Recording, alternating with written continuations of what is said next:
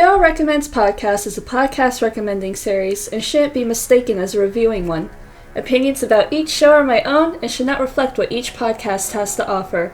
Content warnings aside, I believe if any recommendation in my series interests you, you should give it a chance, regardless of how I personally feel about the show.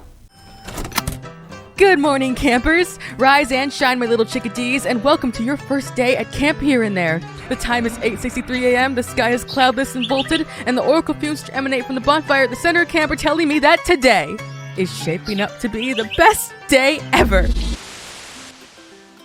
My name is Sydney Sargent, and it's nice to meet you. You know, campers, I was just like you once. Young, frail, unwanted by peers and guardians alike. Slowly dying of secret diseases, and fundamentally heartbroken, just like you. And every summer, I was sent away to this very camp, just like you. And now, I'm the nurse around here. Isn't it funny how life works? I sure think so. As you've probably figured out, you clever little primates, I'm also your cordial announcer for all the pre-meal updates. This is a big camp, and we can't update all of you individually, so the latest and greatest in camp-related news will be delivered via me.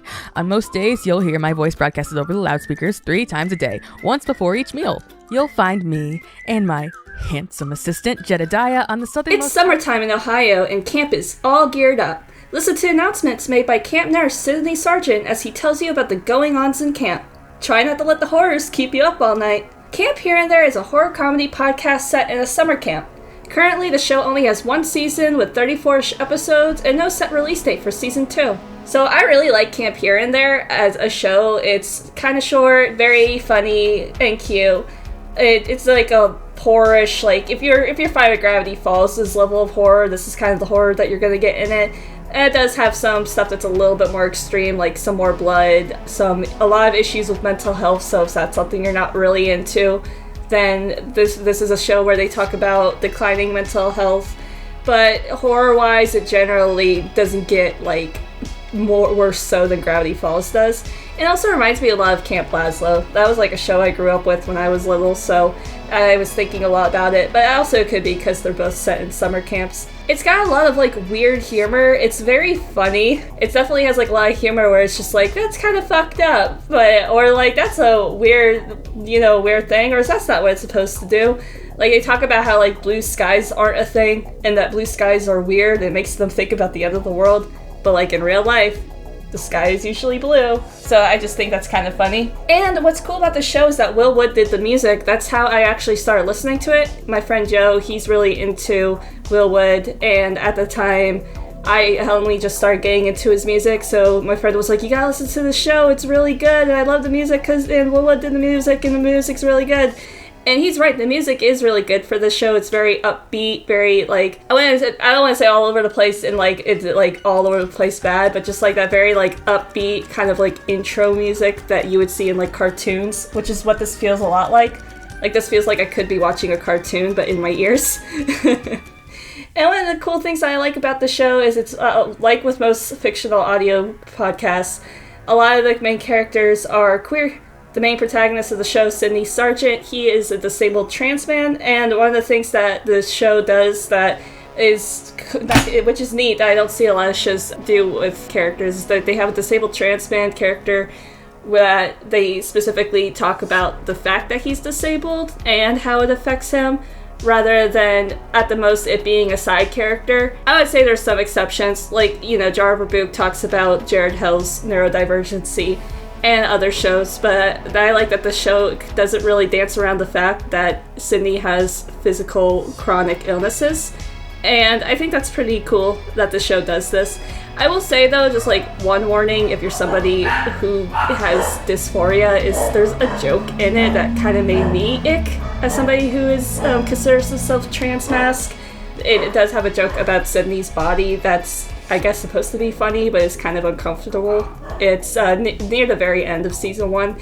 It's not the worst, but it definitely is very awkward. It's a very awkward listen, and I re-listened to the show. I listened through this whole show twice, and it definitely just like, I thought it was ick. You might not. I've never seen anybody talk about it, so I don't know. It could just be a me thing.